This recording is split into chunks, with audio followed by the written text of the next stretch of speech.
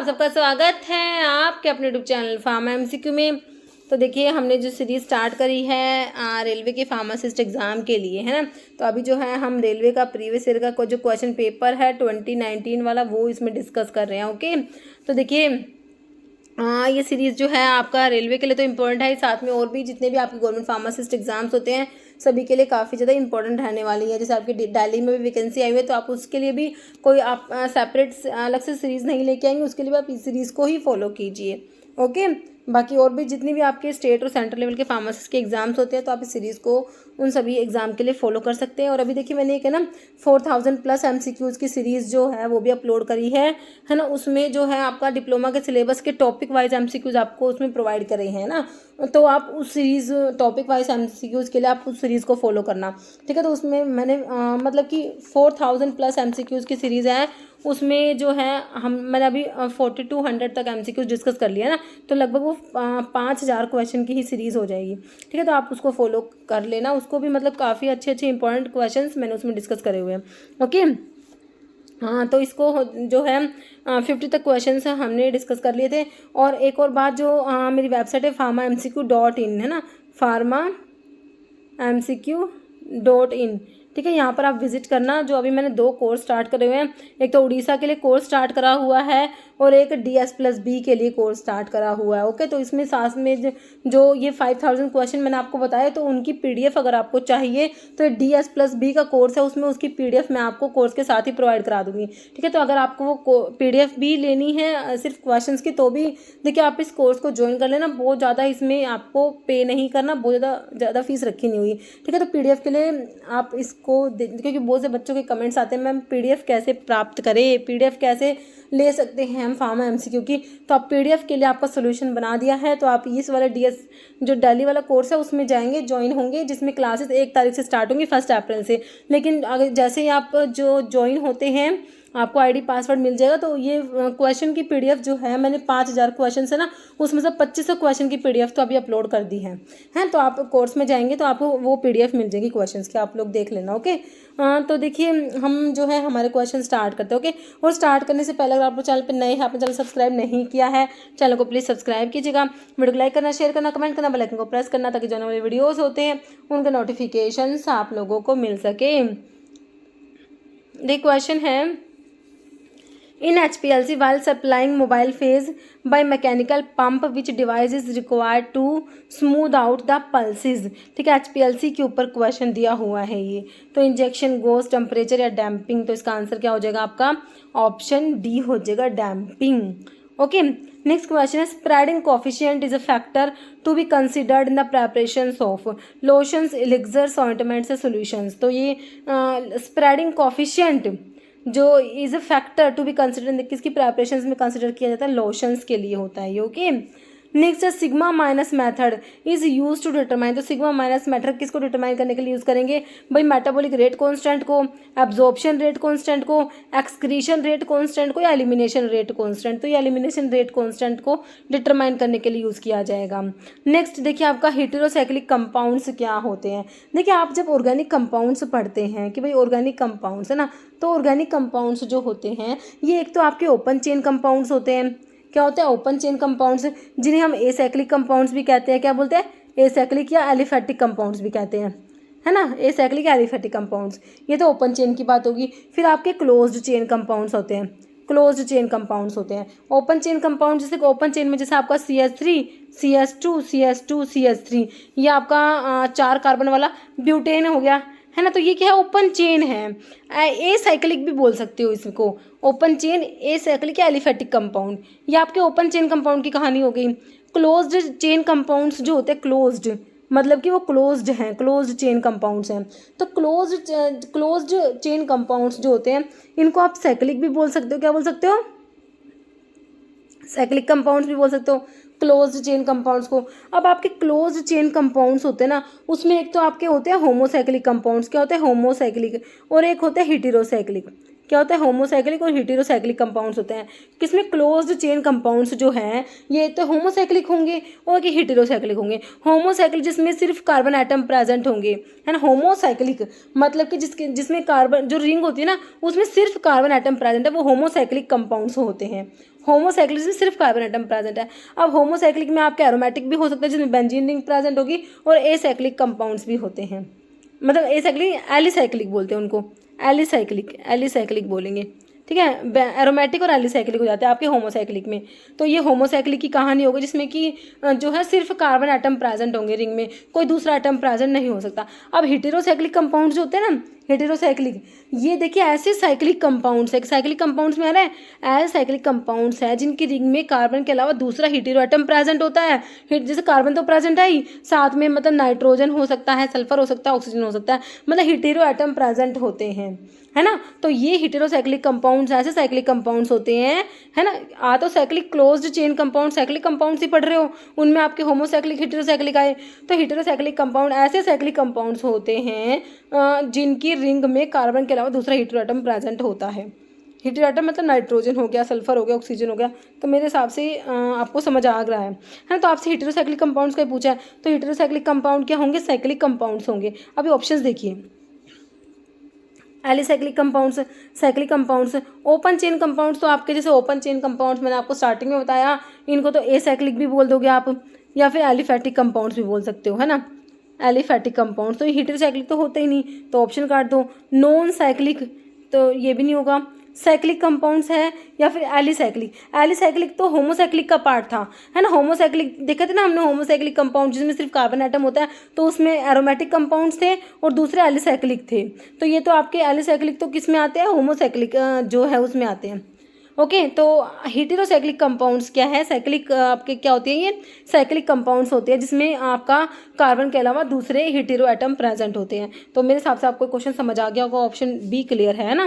Next question देखिए, dash is the synthetic polymer. Synthetic polymer बताना है आपने भाई। कैप्रोलैक्टोन है, ग्लियाडिन दिया है, ये पिल्यूलन दिया है, चिटोसन दिया है आपको, तो कैप्रोलैक्टोन हो जाएगा, ऑप्शन ए हो जाएगा इसका। ओके, सिंथेटिक पॉलीमर है ये।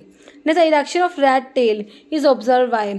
देखिए रैट की जो टेल होती है वो इरेक्शन हो जाता है उसका, है ना। ये ऑब्जर्व करते हैं आफ्टर कौन सी जो इनमें से ड्रग है उसको एडमिनिस्टर करेंगे ना, तो रैट की जो टेल है वो इरेक्ट हो जाएगी। देखिए नॉन ओपियोइड एनाल्जेसिक में, कॉक्स 1 इनिबिटर में, ओपियोइड एनाल्जेसिक या कॉक्स 2 इनिबिटर, तो कौन से ड्रग को देने से ये आपको देखने को मिलेगा। तो कह रहे कि भाई जब आप ओपियोइड एनाल्जेसिक दोगे ना तो इरेक्शन ऑफ रैट टेल आपको देखने को मिलेगा। Okay, next question, Brownian motion is observed if particle size is reduce to. तो ब्राउनियन मोशन ऑब्जर्व होगा, पार्टिकल साइज को रिड्यूस करोगे, कितना रिड्यूस करोगे भाई, 6 माइक्रोन, 8 माइक्रोन, 2 माइक्रोन या 4 माइक्रोन। तो particle size is reduce to 2 micron. Okay, जैसे who introduce the mutation theory. अब म्यूटेशन थ्योरी को किसने इंट्रोड्यूस किया भाई, कैमिलियो गोल्गी दिया है, एडवर्ड जेनर, वॉन बेयर या ह्यूगो डी वरीज। तो म्यूटेशन थ्योरी जो है किसने दी थी, तो ह्यूगो डी वरीज हो जाएगा ना इसका, ऑप्शन डी हो जाएगा। जैसे liquid oral preparations of which 1 or 2 large dose of about 50 ml are given in a single dose container is known as। तो ये आपकी जो डोजेस फॉर्म है, तो मैंने आपको बता रखा है कि भाई डोजेस फॉर्म है ना उनकी सबके आपको 1 लाइन डेफिनेशन तो आनी ही चाहिए, है ना भाई। जैसे आपके लोशंस हैं, लिनिमेंट्स हैं, एलिक्सर्स हैं, आपके ये टिंचर्स हैं, ड्रोट्स हैं, ड्रॉप है, आई ड्रॉप, ईयर ड्रॉप, मतलब जितने भी आपके डोजेस फॉर्म उनकी 1 लाइन डेफिनेशन तो आपको आनी चाहिए, है ना। तो डोजेस फॉर्म का मैंने एक वीडियो बनाया, बहुत ही अच्छा वीडियो है वो, मैं आपको इस प्लेलिस्ट में प्रोवाइड कराऊंगी। ओके, कह रहा है कि liquid oral preparations of which 1 or 2 large dose of about 50 ml are given in a single dose container. तो वो क्या है, लिंटस, टिंचर, ड्रोट, या तो ये आपके ना ड्रोट होते हैं, ठीक है। क्या होता है, ड्रोट, ऑप्शन क्या हो जाएगा, सी हो जाएगा। Okay, draught. और बाकी एक बारी डेफिनेशन लिखी हुई मैंने एक दो। ड्रॉप्स की डेफिनेशन क्या है, ड्रॉप्स आपके क्या होते हैं, लिक्विड प्रेपरेशंस होते हैं, मींट फॉर ओरल एडमिनिस्ट्रेशन के लिए होते हैं ये। ऑयल सोल्यूबल विटामिन जैसे विटामिन ए, विटामिन डी जो होते हैं concentrates in fish liver oil are prescribed as drops for administration, ठीक है। ड्रॉप्स क्या है, liquid preparations meant for oral administration. फिर आपके लिंक्टस क्या होते हैं, linctus viscous liquid and oral preparations होती है that are generally prescribe for relief of cough के रिलीफ के लिए प्रिस्क्राइब किए जाते हैं लिंक्टस। ओके, नेक्स्ट हमारा बफर के ऊपर क्वेश्चन है। Buffer are added in sterile product to maintain. तो बफर क्यों ऐड किए जाते हैं बताइए, विस्कोसिटी को मेंटेन करेंगे, आइसोटोनिसिटी को मेंटेन करेंगे, स्टेरिलिटी को या पीएच को? तो बफर ऐड करते हैं, क्यों? वो पीएच को जो होते हैं, बफर्स जो होते हैं पीएच को चेंज नहीं होने देते, वो पीएच को मेंटेन करेंगे। आपका ऑप्शन डी हो जाएगा। देखिए बफर होते क्या हैं? Buffer is a type of solution that resist change, large change in its pH value इधर by adding small amount of acid और base to the buffer solution. ठीक है, बफर क्या है? आपका जो पीएच को चेंज नहीं होने देते, है ना। तो देखिए बफर के बारे में आपके एसिडिक बफर, बेसिक बफर होते हैं, भी थोड़ा सा आपको पता होना चाहिए, है ना। क्या पता एग्जाम में क्वेश्चन। तो टाइप ऑफ बफर भी मैंने यहाँ पे लिखा हुआ है। देखिए दो टाइप के buffer depending upon the nature of solution, एक तो एसिडिक होते हैं, एक बेसिक होते हैं। एसिडिक बफर में क्या होगा? It is formed by mixing a solution of weak acid. तो इसमें क्या होगा? एसिडिक बफर में वीक एसिड होगा and the salt of this weak acid with strong base. देखिए वीक एसिड होगा जैसे आपका CH3COOH, है ना, and the salt of this weak acid with strong base. अब इसका वीक एसिड का सोल्ट बनेगा स्ट्रॉन्ग बेस के साथ में, जैसे NaOH स्ट्रॉन्ग बेस है, उसके साथ में इसका सोल्ट बना लो। ठीक है, ये बन गया, है ना। तो NaOH के साथ में ये जो एसिड का सोल्ट बना दिया, है ना। तो कह रहे हैं वीक एसिड एंड इसका सोल्ट विद स्ट्रॉन्ग बेस, है ना, and the salt of this weak acid with strong base. ये एसिडिक बफर का एग्जांपल हो जाएगा। एसिडिक बफर में क्या? वीक एसिड होगा और उस वीक एसिड का सोल्ट होगा स्ट्रॉन्ग बेस के साथ में। जैसे आपको एग्जांपल में sodium acetate and acetic acid मैंने आपको ये बता दिया, ये दिया हुआ है। तो ये हो गया एसिडिक बफर। बेसिक बफर में क्या होगा? वीक बेस होगा। एसिडिक में वीक एसिड था, बेसिक में वीक बेस होगा and the salt of this weak base with strong acid. तो इसके एग्जाम्पल में क्या पढ़ोगे आप? क्या है? Weak base. वीक बेस तो आपका अमोनियम हाइड्रोक्साइड हो गया and the salt of this weak base with strong acid. तो HCl के साथ में इसका सोल्ट बना दोगे तो NH4Cl बन जाएगा। तो ये आपका बेसिक बफर का एग्जांपल हो गया, है ना। तो पूछ लेते हैं भाई, क्वेश्चन बन जाता है कि एसिडिक बफर क्या है, बेसिक बफर क्या है। तो एसिडिक बफर में तो क्या है? वीक एसिड है और उसका सोल्ट होता है वीक एसिड का किसके साथ में? स्ट्रॉन्ग बेस के साथ में। Weak acid and the salt of this weak acid with strong base, ये तो एसिडिक बफर हो गया। बेसिक बफर में weak base and the salt of this weak base with strong acid, है ना। तो एसिडिक में तो वीक बेस होगा और स्ट्रॉन्ग एसिड का सोल्ट होगा इस वीक बेस के साथ में, और बेसिक में, है ना। और एसिडिक में weak acid and the salt of this weak acid with strong base, है ना। तो मेरे हिसाब से आपको क्लियर हो गया है। ओके, क्वेश्चन बनते हैं इस पे। नेक्स्ट है Entamoeba histolytica belongs to the class. तो एंटोमीबा हिस्टोलिटिका कहाँ पढ़ते हो? क्या कराता है एंटोमीबा हिस्टोलिटिका? तो अमीबियासिस पढ़ते हो ना, अमीबियासिस। अमीबियासिस में आपकी ड्रग जो मेट्रोनिडाजोल दी जाती है, मेट्रोनिडाजोल जो इमिडाजोल डेरिवेटिव होता है, नाइट्रोइमिडाजोल इट इज़, है ना, नाइट्रोइमिडाजोल होता है मेट्रोनिडाजोल, है ना। तो ये ड्रग अमीबियासिस में यूज़ की जाती हैं। तो एंटोमीबा हिस्टोलिटिका अमीबियासिस कोज कराता है। ओके, तो क्या है ये? प्रोटोजोआ है, बैक्टीरिया, वायरस, फंगस। तो ये क्या है? एक टाइप का प्रोटोजोआ होता है। क्या होता है? प्रोटोजोआ होता है ना। Next question, the CMC section of investigational new drug application.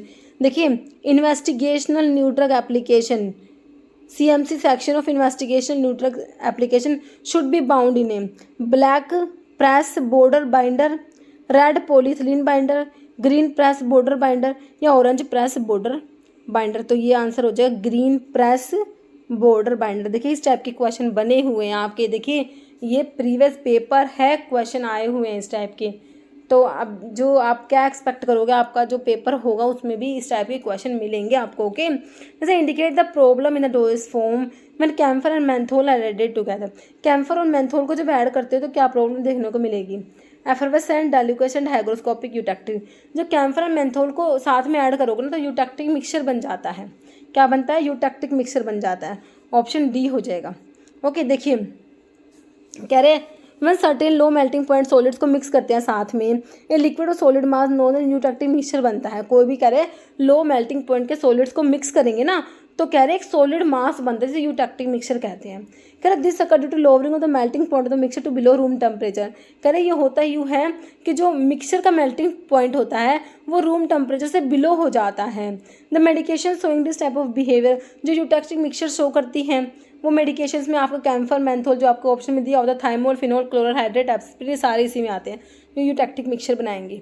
Okay,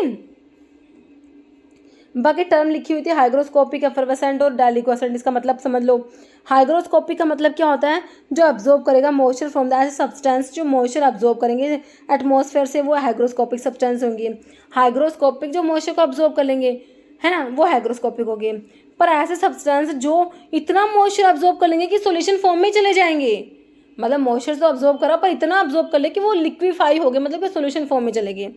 कह रहे but certain substance absorb moisture to such a great extent that they go into solution, उन्हें डाइलिक्वेसेंट सब्सटेंस कहेंगे। ओके, तो हाइग्रोस्कोपिक तो moisture absorb कर रहे हैं, लेकिन डाइलिक्वेसेंट कह रहे हैं वो इतना मॉइस्चर अब्जॉर्ब कर लेंगे कि वो लिक्विड स्टेट में चले जाएंगे, सॉल्यूशन फॉर्म में कन्वर्ट हो जाएंगे।